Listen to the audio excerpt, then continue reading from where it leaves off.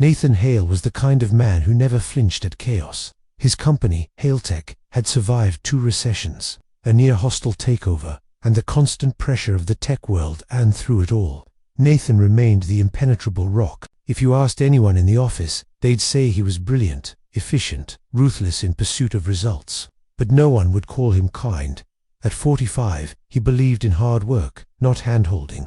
He scoffed at buzzwords like burnout or mental wellness. In his mind, those were indulgences for people without enough grit. Life was pressure. You either withstood it or cracked hand. If you cracked, maybe you didn't belong in the first place. That's why it baffled him when Emily stopped showing up. Emily Rhodes had been his assistant for nearly 3 years. Young, dependable, always prepared with coffee in hand and reminders color-coded in his calendar.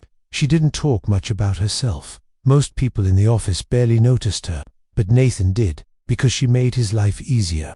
And in his world, that was enough to make someone indispensable. So when she missed a Monday, then a Tuesday, with no warning, no email, just silence, he didn't panic. He was irritated. He sent a terse message. "Where are you? Need you in by 9 a.m. tomorrow."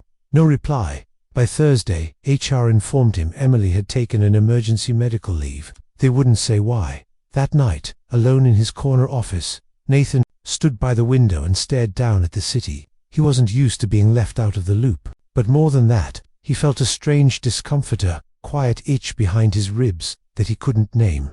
The following morning, something arrived on his desk. It was a letter, not typed, handwritten, neat, but trembling. "Mr. Hale, I'm sorry for disappearing. I was in the hospital. I tried to take my own life last weekend. I don't expect you to understand. I know you think people like me are weak, but I just couldn't keep pretending anymore. I didn't know who else to tell." The words blurred as he read them again and again. Nathan sat still for a long time. He wasn't used to that either. If this first part pulled at something inside you, let us know in the comments. And don't forget to subscribe, because this story's only just beginning, and it goes somewhere you won't expect. For the first time in years, Nathan walked through the office and noticed the silence.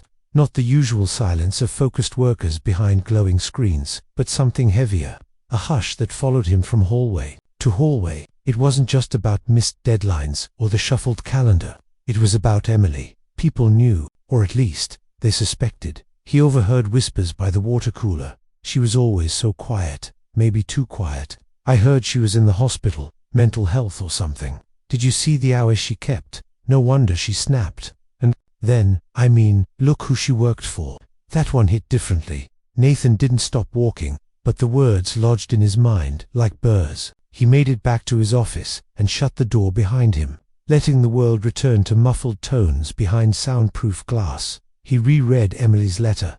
Twice. He didn't know what to say. What could he say? He thought about his own father, a man who'd believed pain was something you worked through in silence. Nathan had followed that model all his life. He never cried, never paused, never asked for help. He didn't believe in doing that, but now he was staring at a letter from someone who had asked for help, just not from him. He kept thinking about the way Emily looked those last few weeks before she vanished. Pale, tired, flinching at raised voices. He had assumed she was just being sensitive. Now he wondered how many signs he had missed. That afternoon, he did something he'd never done before. He called HR and asked to speak with the department therapist. They were surprised. So was he. Her name was Monica Tran, and when she arrived, she didn't sit across from him like most people did. She sat beside him, not in a power move, but in a quiet way that made the room feel smaller, softer. "I wanted to ask about Emily Rhodes," Nathan said. "She wrote to me. I didn't realize she was struggling." Monica studied him, not with judgment, but with the calm patience of someone used to waiting for people to admit they don't know how to feel. "It's not uncommon," she said. "People hide pain well, especially in high-performance environments, especially when they feel invisible." Nathan frowned. She wasn't invisible. Monica didn't answer that. She didn't have to, because deep down, he knew the truth. Emily had been invisible. Not in her work, but in who she was as a person. Nathan hadn't known her birthday, her family situation, or what she liked to do on weekends. He hadn't asked, because it hadn't mattered to him until now. That night, Nathan sat in his car for 30 minutes after work, unable to turn the key. He felt guilt, real guilt. Not the kind that nags for a moment and fades, but the kind that sits in your bones. The kind that asks, what did your silence cost someone else? And for once, Nathan didn't brush it away. He let it settle. That weekend, Nathan sat at his kitchen table with a blank email open for over an hour. He wasn't good at this, not with words, not with emotion, and definitely not with apologies. But he kept thinking about Emily's letter, about how much courage it must have taken to write it, and how little he had done in return. So he wrote, Emily, I just received your letter. I'm sorry for what you've been going through. I'm even more sorry that I didn't notice. If there's anything I can do, or if you ever feel ready to talk, I'd like to listen. Nathan, he read it again. It felt too little, too late, but he hit send. He didn't expect a reply. Yet the next morning, his phone buzzed. One new message. From Emily, just one sentence. You noticing now is already something. Nathan stared at the screen longer than he should have. There was no anger in her words, no blame, just something human, something fragile. That day he read everything he could. About depression, about high-functioning anxiety, about the quiet exhaustion of people who hold it together so well that no one thinks to check in on them. He didn't understand it all, but for the first time, he wasn't dismissing it. The following Monday, he stepped into the office earlier than usual, not to beat traffic, but to make time. He walked past the elevator and into the staff break room somewhere he'd never actually used before. He stood awkwardly in the doorway, watching a few employees sip coffee, half staring at their phones. Then he did something nobody expected. He asked how they were doing. At first the team was confused. The CEO didn't make small talk, but he stayed, asked questions, listened. He even remembered one of the developers had a daughter who just started kindergarten. It was awkward, but it was real. And later that week, Nathan started a new office. Policy Anonymous mental health days. No forms, no approvals, just trust. Some senior staff pushed back, arguing it was soft. Nathan disagreed. Burnout isn't a character flaw, he told them. It's a warning light. Ignore it, and you risk more than just productivity. What surprised him most wasn't the resistance, it was how many quietly thanked him. Not with grand gestures, but with small nods in meetings. A sticky note left on his desk. Thank you for noticing us. Still, he knew there was more to do, because one voice still lingered in his mind. Emily's. It took Nathan nearly 2 weeks to find the courage to ask where she was. Emily hadn't shared the hospital's name, and HR, out of respect for confidentiality, only said she was receiving care. He didn't press, not because he didn't care, but because part of him was afraid of what he'd see. What if she looked broken? What if he had helped break her? But guilt has a way of becoming louder than fear, so he reached out again, this time with a softer tone. Emily, no pressure. But if you're open to a visit, I'd be honored to come by. I want to make this right, even if I can't undo the past. She replied later that evening. Okay, Saturday, visiting hours at 2. Just don't bring flowers. I'm allergic to lilies. That made him smile. He arrived 10 minutes early, unsure if he was more nervous or ashamed. The hospital was quiet, the walls painted in calming colors, as if they were trying to soften the reason people came here. A nurse led him down a hallway with wide windows and soft light. It didn't feel like a psych ward, the way movies always showed it. When he stepped into the visitor's lounge, she was already waiting. Emily looked thinner, her hair pulled back, her hands wrapped around a mug of something steaming. She didn't look broken, she looked tired, but clear-eyed. Nathan, she said simply. Hi, he replied, unsure where to put his hands, or his guilt. For a few moments, silence stretched between them like a fragile bridge. Then, Emily smiled just a little. You look uncomfortable. I am, he admitted. I'm not used to being the reason someone ends up here. You're not the only reason, she said. But you were part of a world that didn't let me say, I'm not okay without fearing I'd lose everything. Nathan nodded, his throat tight. I should have seen it. I should have asked more. Not just for your work, but about you. Emily tilted her head. That would have helped. There was no malice in her voice, just truth. He sat down across from her, and they talked. Not about work, not really, but about pressure, about perfectionism, about what it's like to carry pain in silence while everyone thinks you're fine. At one point, she told him something that stuck. You were the strongest person I knew, Nathan. That's what scared me most. That someone like you didn't see me. That broke something open in him. because he had always measured strength by output, control, results. But what if it was something else entirely? What if strength looked like her, being honest about pain, asking for help, showing up anyway? When he left the hospital that day, he didn't feel like a CEO. He felt like a man learning how to be human again. And for the first time in years, he wanted to keep learning. Emily returned to the office 5 weeks later. She didn't announce it. She didn't want balloons or cupcakes or whispered pity. She just showed up, quietly, just like always. Except this time, people noticed her for her. Not just her clipboard and calendar. Nathan had cleared her schedule for the first few days and reassigned anything.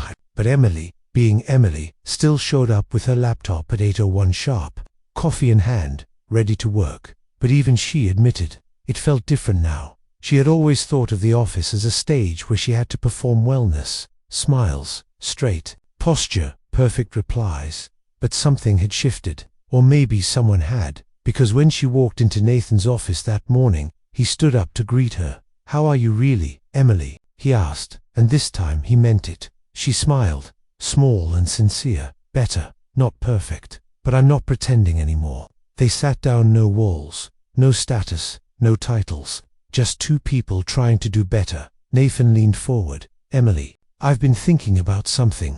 I want to create a mental health initiative here. Real support, anonymous options, trained staff, open conversations, and I want you to lead it." Her eyes widened. "Me? You know what it feels like to not be seen. I trust you to make sure no one else goes through that alone." Emily paused. "Are you sure your board will go for it?" He nodded. "They'll adjust, or they'll lose someone who finally understands what matters." And he meant that too. Over the next month, the office slowly evolved. It wasn't overnight, it wasn't perfect. But people talked more, they listened better, and not just to each other but to themselves. There were lunchtime workshops, a quiet room for decompressing, therapy stipends, check-ins that weren't performative, but personal. A mural went up in the lobby with the words, "Strong isn't silent." And through it all, Emily stood quietly in the background, leading without seeking credit, healing while helping others do the same. She had once nearly disappeared without anyone noticing. Now, she was helping people reappear, one conversation at a time. Nathan watched her sometimes from his glass office, how she moved through rooms. Now, steady, open, seen. And he felt something he hadn't felt in years. Pride, but not in numbers, or deals, or accolades. Pride, in growth, in change, in people. If this part moved something in you, let us know below. And if you haven't already, hit that subscribe button so you won't miss what's still to come. Because healing stories matter, and someone out there might need this one more than you know. Nathan had spoken at dozens of conferences in his career, tech summits, leadership panels, economic forums. He knew how to control a room. He knew the perfect cadence to sound insightful without being vulnerable. He could charm investors, inspire graduates, and shut down difficult questions with polished anecdotes. But this conference was different. It wasn't about innovation or quarterly growth. It was about workplace mental health. And he wasn't just a keynote speaker. He was the story. He stood backstage, watching the panel before his therapist was explaining the rising rates of burnout in corporate spaces. A non-profit director spoke about suicide prevention in the workplace. Nathan's name was listed last on the program. From performance to presence, a CEO's awakening. The spotlight never made him nervous, but this time, he wasn't hiding behind numbers. He took the stage slowly. No slides, no sleek presentation. Just him, a mic, and a silence that stretched into every corner of the auditorium. "I used to think mental health was someone else's issue," he began. "Something people brought up when they couldn't keep up." A pause. "I was wrong." He told them about Emily without violating her privacy, about how he had missed every sign, about the letter, the hospital visit, the words she wrote that still echoed in his head. "You not seeing me was the hardest part." He let the silence sit for a moment, then continued. "I built a company where results mattered more than people, and in doing that, I nearly lost someone who mattered more than I'd ever realized." The room was still, not because people weren't listening, but because they were. He didn't speak like a CEO. He spoke like a man who had been humbled by someone he once overlooked. "I thought strength meant being unaffected, untouchable. But I've learned the hardest thing to do is to feel, to ask for help, to change. After he stepped down, people stood, not out of courtesy but connection. A young manager approached him with tears in her eyes. "I've been afraid to ask for a break. Now, I think I finally will." Another man, older, whispered, "My son's been struggling. I think I've been too much like the old you. Thank you for showing me there's still time to be better." Nathan nodded, shook hands, said thank you. But the truth was, he was the one grateful. He had come expecting to speak, but he had ended up listening again. That night, he returned to his hotel room, sat in the dark, and opened an email to Emily. "You saved more people today than you know. I just happened to be the one holding the mic. It wasn't planned." Nathan had never mixed work and home, not even once. He kept his world separate intentionally, not out of coldness, but habit. Boundaries, he believed, kept things clean, but healing doesn't follow rules. And one Tuesday afternoon, as he and Emily were wrapping up a meeting at a non-profit partnership site, the clouds opened up into a sudden spring downpour. They were drenched by the time they reached the car, soaked papers and all. "I live 5 minutes from here," Nathan said, starting the engine. "Come by. You can dry off, and we'll reprint what we lost before the next call." Emily hesitated. "Are you sure?" He nodded. "It's time you met the other half of my world." The house wasn't what she expected. Warm wood floors, books lining every wall. A dog with graying fur greeted them at the door, tail wagging, like it remembered how to be young. Then came Anna. She stepped into the hallway barefoot, holding a mug, a dish towel draped over one shoulder. Her presence was effortless, like light through a kitchen window. "You must be Emily," she said, smiling. "I've heard your name more times than I can count." Emily blinked. "Really? I didn't think he talked about work much." Anna laughed softly. "No, but you're not just work, are you?" They sat in the kitchen, sipping hot tea while their clothes dried. Anna asked about Emily's favorite books, about her apartment, about how she was doing, without making it feel like a careful question. Emily relaxed more than she expected to. "I'm still learning how to breathe slower," she admitted, "but I don't wake up dreading the day anymore." "That feels like something." Anna nodded. "That's everything." Nathan returned with fresh printed documents, but paused in the doorway when he saw them, his wife and his assistant, laughing about something he had probably mispronounced in a meeting. He didn't interrupt. Later, as he walked Emily to the door, she turned to him and said, "I see where you learned to listen." Nathan smiled, softer than usual. "She taught me how. I just never realized I needed the lesson until you." Emily nodded, eyes misty but steady. "You gave me space to come back. I didn't think anyone would." He held the door open for her. "You reminded me why it matters." Outside, the rain had stopped. The sky was still gray, but lighter somehow, as she walked to the car. Nathan watched her go, not with guilt or obligation this time, but with quiet respect. He had once seen her as just an assistant. Now, he saw her as the reason he would never lead the same way again. It had been 6 months since Emily came back. The office looked the same on the surface, same walls, same desks, same flickering elevator light. No one ever fixed. But underneath, it had changed. There was a quiet softness to the culture now. People asked how you weren't, they meant it. You could say "not great" without fear of losing respect. It was Emily's idea to hold Mental Health Week, not some shiny PR campaign. A real one, with listening circles, anonymous letters, lunch hour sessions with therapists and survivors. At first, she offered to organize everything from behind the scenes. But Nathan looked her in the eye and asked, "Are you ready to tell your story?" She didn't answer right away. That night, she sat in her apartment, no longer sterile and dim, but filled with small signs of living.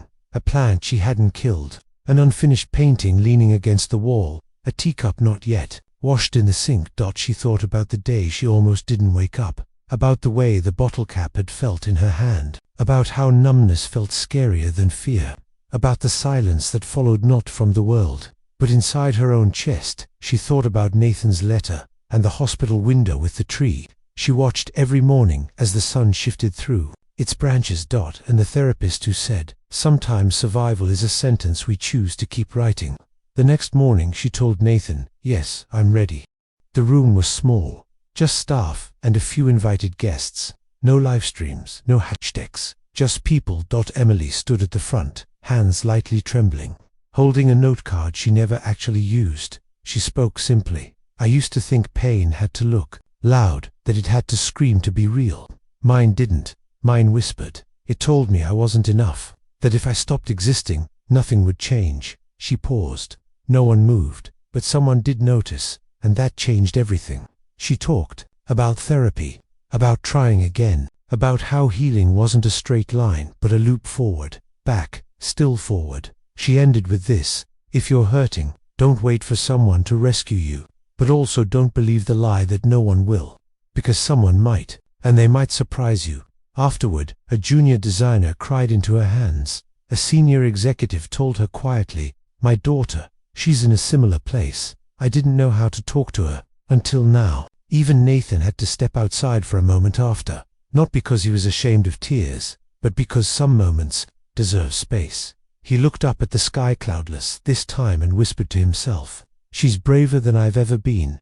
A week after Mental Health Week ended, Emily received a letter in her mailbox. It wasn't official company mail. No logo, no return address, just her name, in careful, slightly shaky handwriting. She hesitated before opening it, half expecting something cold or critical, some stranger's opinion about her vulnerability. She had prepared herself for that possibility.